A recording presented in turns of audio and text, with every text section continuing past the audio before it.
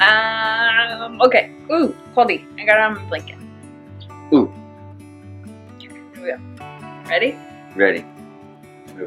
Welcome back to our channel. It's Soul Sunday. It's Soul Sunday. We're doing a Soul Sunday today on a Tuesday.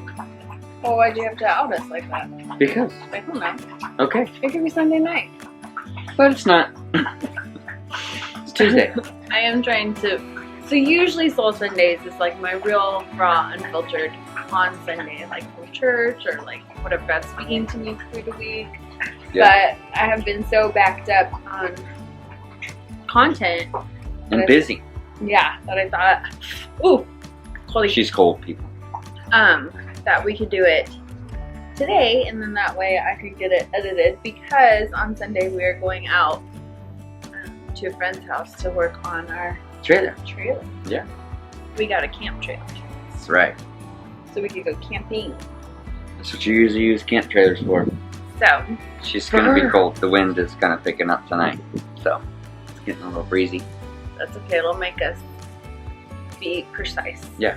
Okay, you tell me the topic. I gave you some options. Ooh. So this last week, I actually, where Cat wants to get out again. I actually talked about where Jesus is talking about in Matthew 6. Do not worry. And he gave us two illustrations of things that he takes care of. One is the birds in the sky, and then two was the lilies of the field. Yeah. And so one of the illustrations I used was why Jesus used, in my opinion, why Jesus used those two illustrations was one, the birds because he wanted us to look up, and two, the lilies because he wants us to look down and around. And we have a tendency to typically do that the opposite. So Yeah. let's talk about that for a minute. What do you think about that? Worry is a huge problem in my everyday life. Yeah. And it is probably your problem too. If you're watching this, it's all of our problem. I feel like, and he knew that. So he created so many things to tell us, like, take every thought captive. Our mind is the place where we really battle these things. All right, I had to clear up space on my camera, but I wish I had my notes with me. But it was, I liked that you said that about look up before you look down, because it's not that you're not supposed to like pay attention, Right. but you're supposed to put your attention in the right place first.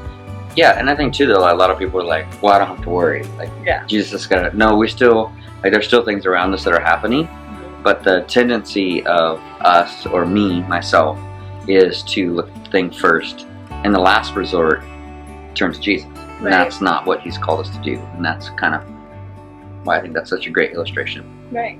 No, definitely. And sometimes I do feel jealous of birds. Of like, you just have to go around and like pick seed and worms all day. Yeah. You don't have to. You don't worry. What do you worry about? And then I remember our dog eats birds, Yeah, so they do have things to be worried about. a little bit. A little bit. No, But- it was. There was something else you said, and it's in my notes, and I can't think of it. But it was like, oh, it's really good.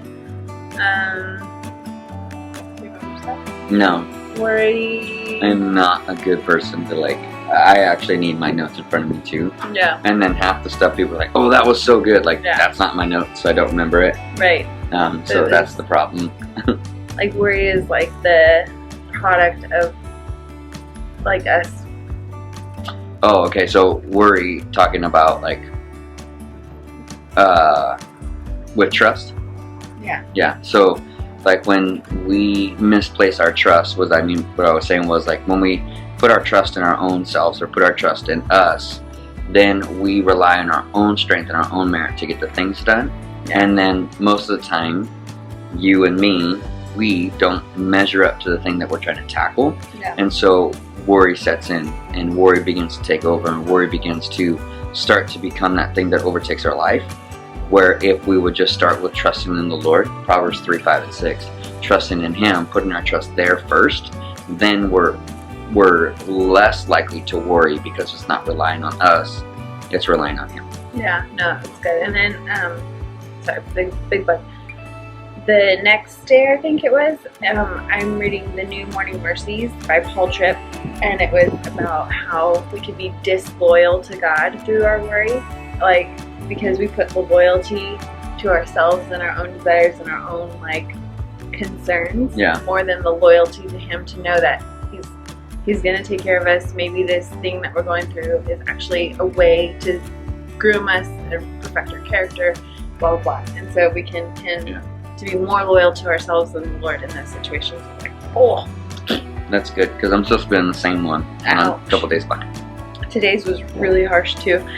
Yeah. It's really good. My friend and I were talking about it, because it's another couple friend of ours. And we're both going through it Yeah, together. We're both doing this together, but she was like, he's like so, the author of the book is so blunt, but like, once you read, you're like, no, you're right. You're right.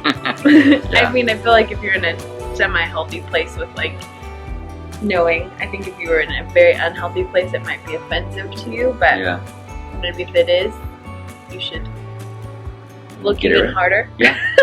Look even deeper. Yeah, but it's really, really good. I definitely feel like we have been a whole series on Matthew 6, right? It's the book of Matthew, so it's the Sermon on the Mount. Yeah. So right now we were in Matthew 6 this week, 25 through 33. So read it and tell us what you guys think, how you deal with worry, how you, any tricks that you have come up with, like maybe even a funny saying, like when you start going down a rabbit hole of worry, like, I need ice cream. Yeah. Code word to yourself. Yeah, like, oh no, stop. Let's pray about it. Let's seek the Lord about it. Let's seek wise counsel about it. Like, let's not go so far down, because I know when I worry, I tend to withdraw. Yeah. Isolation. From everybody. Yeah. Yeah, and that's another thing. Like, worry is a cycle, so it's circular, right? So it continues to keep you in this spin, like kind of like having your.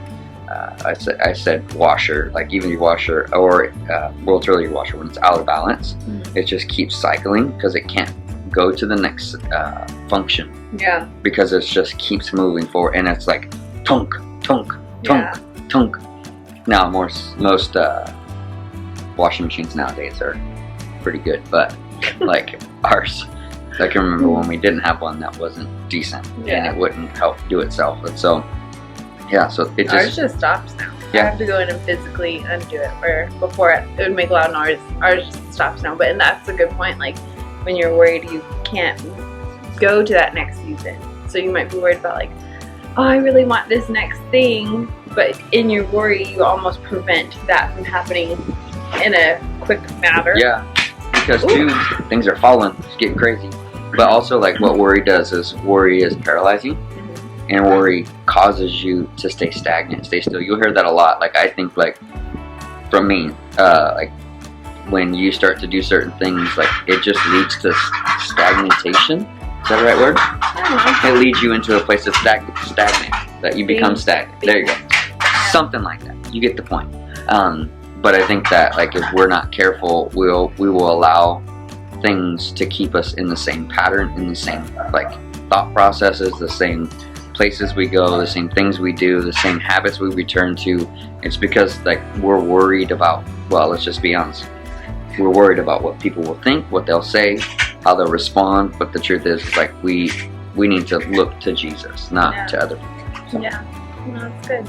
I hope you guys enjoyed this video about worry, and maybe next week we'll be back again, or I'll be back again, or you'll be back. We need to talk about your topic, so. Ooh. Yeah. Right. What you spoke on Mother's Day, so that was pretty good. Yeah. Let's go ahead. So we'll get that. Yes. All right. You might get a midweek. Ooh.